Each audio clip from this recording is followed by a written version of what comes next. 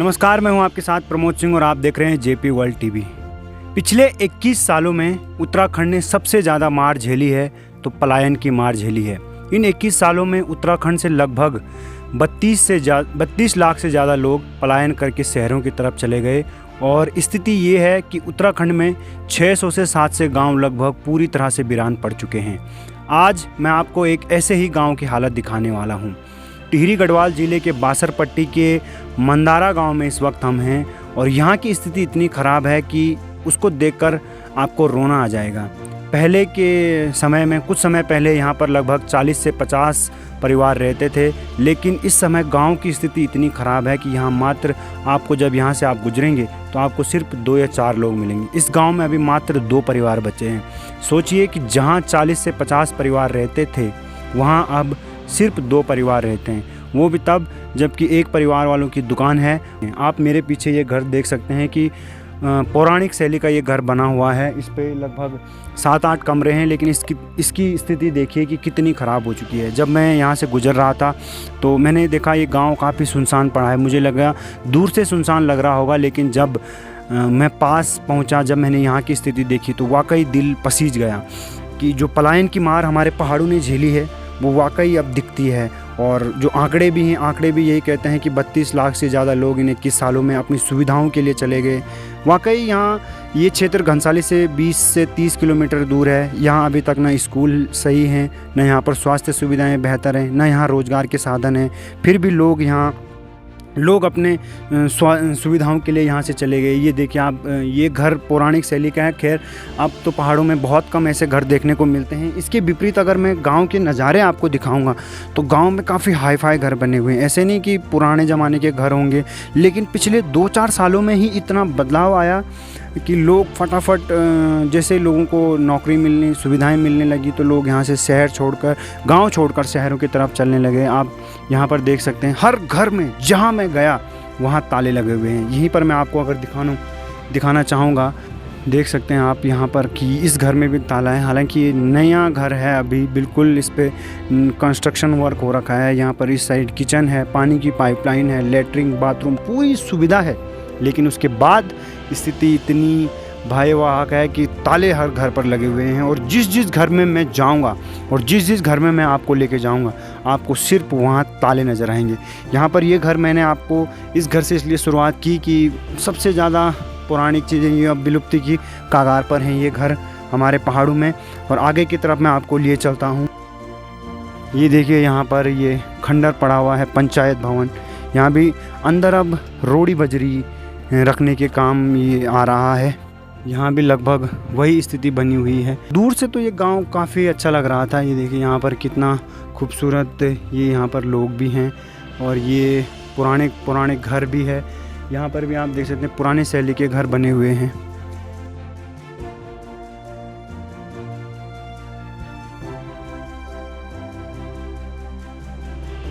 यहाँ पर आप ये घर देखिए कि यहाँ पर कंस्ट्रक्शन का काम चल रहा है। कल जब मैं इस गांव में पहुंचा था तो 2-3 नेपाली लोग यहाँ पर काम कर रहे थे और यहाँ पर अभी ताले लगे हुए हैं। ये है कि काम भी चल रहा है और ताले भी लगे हुए हैं। लोग अपने घरों में काम करवा रहे हैं, ऐसी बात नहीं है, लेकिन ताले भी लगे हुए हैं। आप यहाँ पर देख सकते हैं कि ये तिवारी वाला मकान है, इसमें अभी लेंटर पड़ा और ताले हर घर में लगे हुए हैं। पीछे की तरफ अगर मैं आपको वहाँ दिखाऊँ तो यहाँ पर देखिए ये जो पूरा घर है ये भी पूरा सुनसान पड़ा हुआ है, वहाँ भी पूरे ताले लगे हुए हैं। नज़दीक से मैं आपको दिखाने की कोशिश करूँगा उस घर के दृश्य भी। ये देखिए यहाँ नीचे जो बरामदा है वहाँ पर पूरी तरह से घास जमी हुई है, शैवाल जमी हुई है और वहाँ पर चटाई, पहाड़ों में जो पहले इस तरह की चटाइयाँ हुआ करती थी वो यहाँ पर है। पर हर घर में, हर एक जिस घर पर मैं गया 2 घर छोड़ के, वहाँ पर सिर्फ ताले लगे हुए हैं। तो एक विडंबना है कि पहाड़ पलायन की मार झेल रहा है। क्यों झेल रहा है, उसके पीछे बहुत बड़ा रीज़न सुविधाओं का अभाव है। न स्वास्थ्य सुविधाएं हैं, न शिक्षा है और न रोज़गार है। लोगों को जहां बेहतर सुविधाएं मिली, लोग देहरादून, ऋषिकेश, दिल्ली, मुंबई, बेंगलोर चले गए और फिर वहीं के होकर रह गए। ये पहाड़ तो उनके सिर्फ एक जन्मभूमि बनकर रह गई, उसके अलावा कुछ भी नहीं।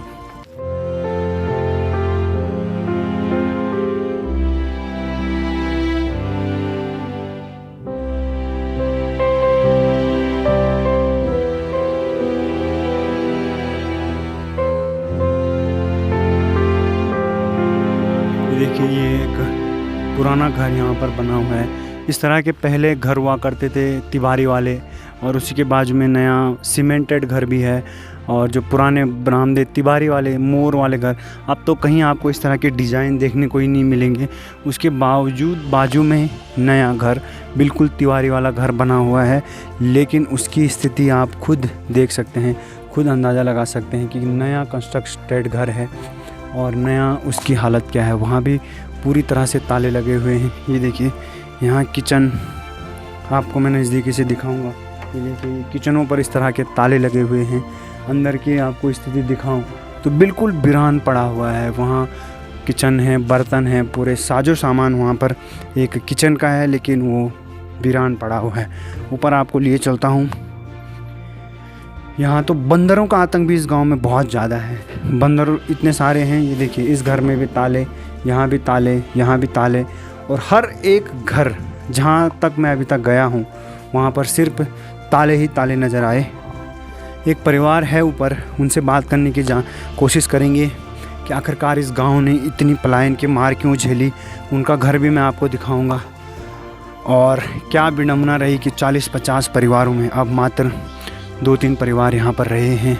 यहाँ पर आप देख सकते हैं कि पुरानी शैली के ये मकान बने हुए, लेकिन अधिकतर घरों पर ताले लगे हुए हैं, क्योंकि यहाँ से लोग अब शहरों की तरफ ज़्यादा रहते हैं। और यहाँ पर लकड़ी देख सकते हैं आप पड़ी हुई है, ताले भी लगे हुए हैं। किचन भी बनाया गया है चूल्हे वाला। और यहाँ पर एक भैजी हैं, उनसे जानने की कोशिश करेंगे। ये आपको मैं एक और घर दिखाता हूँ। ये देखिए इस मकान में पूरी तरह से ग्रिलिंग हो रखी है, ग्रिल बना हुआ है, गेट बना हुआ है। यहाँ पर बाहर आप देख सकते हैं कि जो पुरानी कोठारें हैं वो पड़ी हुई हैं, पहले ब्रिंच पड़ा हुआ है, लेकिन अंदर स्थिति वही है कि ताले लगे हुए हैं। बाहर आप देख सकते हैं इस मकान में यहाँ पर पूरी तरह से घास जमी हुई है, और ऊपर इस सीढ़ी की हालत आप खुद देख सकते हैं, अंदाज़ा लगा सकते हैं यहाँ पर। और ये जो मकान है इसमें 1-2 परिवार रहते हैं। यहाँ पर आप देख सकते हैं बांदरों का इतना आतंक है इस गांव में कि कल ही जब हम इस गांव में आए थे तो यहाँ पर पूजा अर्चना थी। ये देख सकते हैं यहाँ भी ताले लगे हुए हैं। यहाँ पर बिस्तर वो अभी के भी ऐसे पड़े हुए हैं। ये देखिए यहाँ पर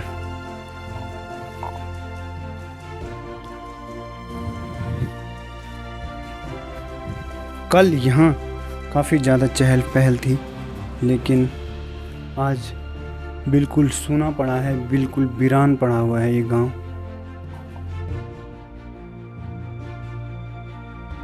तो इस वक्त यहाँ पर एक भैजी हमारे साथ बातचीत करने के लिए मौजूद हैं, जो कि अभी गांव में रह रहे हैं। उनसे जानने की कोशिश करेंगे कि क्या विडंबना है इस गांव की कि यहाँ पर लोग अब कम हैं और मात्र 2-3 परिवार शायद रहते हैं इस गांव में।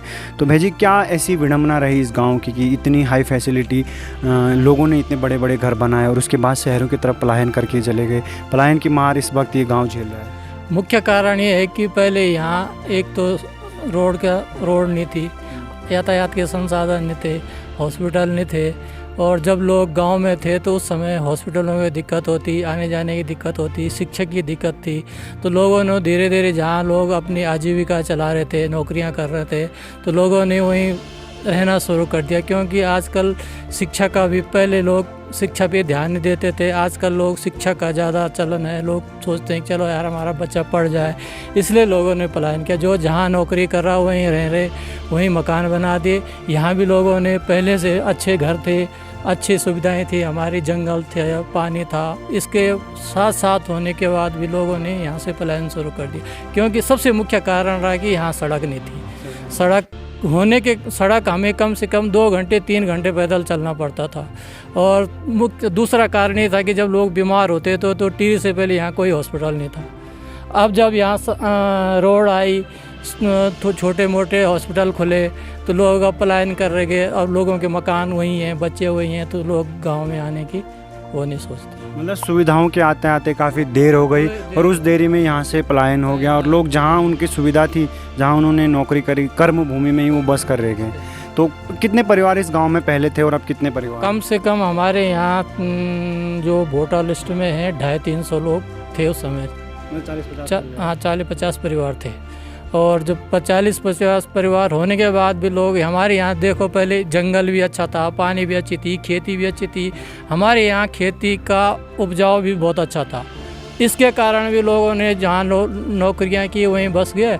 अब लोग घर आने की जब आते भी हैं तो मकान 1-2 दिन के लिए आते हैं, मकान भी जीर्ण शीर्ण हालत में है, सफाई करो, इसलिए लोग वाक सोचते नहीं है यार को लोग कहाँ जाओ, दिक्कतें होती है। बच्चे अब शहरों में रह रहे हैं, यहाँ वो बच्चे तो शायद बहुत कम आते होंगे, जिनका यहाँ पालन पोषण हुआ होगा वही वापस अपने पूर्वजों से मिलने जुलने जो लोग यहाँ पढ़े लिखे, खेले कूदे, खेती की, घर में रहे, वही लोग आ रहे हैं। और हमारे जो बच्चे हैं वो नहीं सोचते हैं गांव में आने, क्योंकि उनका लगाव है नहीं यहाँ। जब उन्होंने जन्म अपने गांव नहीं देखे, खेत नहीं देखे, खलियान नहीं देखे, मकान नहीं देखे, उनका लगाव यहाँ है नहीं। उनका लगाव जहाँ वो रह रहे हैं वहीं है। तो कभी पूजा पाठ ये जो मेला होता है यहाँ पे, राजराजेश्वरी का काफ़ी बड़ा मंदिर है, नवरात्रों में यहाँ दूर दूर से भक्त आते हैं, तो उस समय गांव वालों का आना जाना होता है? हम लोगों का लगभग हम नवरात्रियों में सभी लोग आ जाते हैं। हमारा मुख्य पर्व नवरात्रि है। हमारे महाराज राजेश्वरी के यहाँ पे बहुत बड़ा मेला लगता है।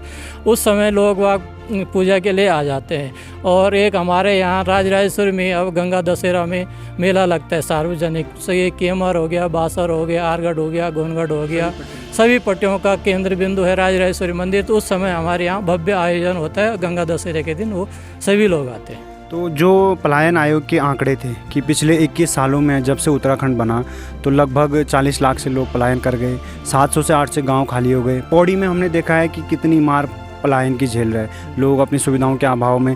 ये इस गांव पर भी पलायन की मार है। तो क्या लगता है कि भविष्य में ये सिलसिला जारी रहेगा कि कहीं ना कहीं रोकने की कोशिश होनी चाहिए? देखो, हम लोग अब जो लोगों ने हमने जिनके पहले जब हम बच्चे यहाँ पढ़े लिखे और खेले कूदे, हम तो चाह रहे हैं कि वापस आ जाए, हम अपने बच्चों को भी लाएं। हम प्रयास कर रहे हैं धीरे धीरे 6 महीने में 3 महीने बच्चों को गांव लाएं, उन बच्चों का भी यहाँ रुझान बने। बच्चे तभी आएंगे जब हम उनको यहाँ लाएंगे, उनका रुझान बनेगा कि हमारा घर है, हमारा मकान है, हमारे खेत है। चाहे वो खेती करें भी ना, तो हमारे घर रहेंगे, मकान रहेंगे, तो लोगों का रुझान तभी बनेगा या जब हम लोग उनको सोचें चलो आ जाओ गांव की तरफ चलते हैं, तभी उनका रुझान गांव। कहीं ना कहीं जो पेरेंट्स हैं उनके द्वारा कोशिश की जानी चाहिए अपने बच्चों को जो कि शहरी परिवेश में पले बड़े, उनको गांव की तरफ लाने के लिए और दिखाने के लिए कि हमारे पूर्वजों ने किस तरह से अपनी जीवन याचिका करी और किस तरह से उनका रहन सहन था। बहुत बहुत धन्यवाद आपका हमसे बात करने के लिए।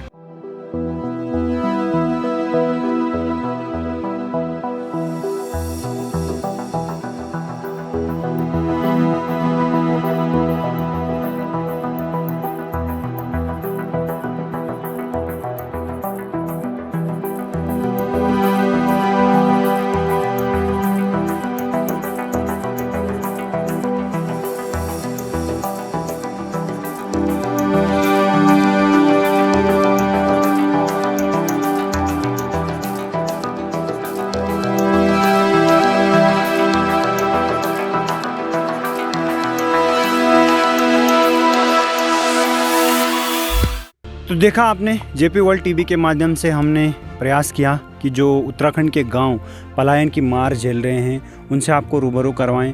और 40-50 परिवारों का ये गांव अब मात्र 2 परिवारों में सिमट कर रह गया। और अभी यहाँ की स्थिति ये है कि 2 परिवार हैं और यहाँ पे जो बाहर से आए हुए मज़दूर हैं, नेपाल से आए हुए मज़दूर हैं, वो काम कर रहे हैं। इस घर में जिसमें हम अभी मौजूद हैं वहाँ पर भी नेपाली लोग रह रहे हैं और जो काम कर रहे हैं यहाँ पर रास्ते बनाने का काम या पुरानों घरों को नया करने का निर्माण कार्य जो चल रहा है वो भी उन्हीं के जिम्मे है। तो कहीं ना कहीं पहाड़ पलायन की मार झेल रहा है।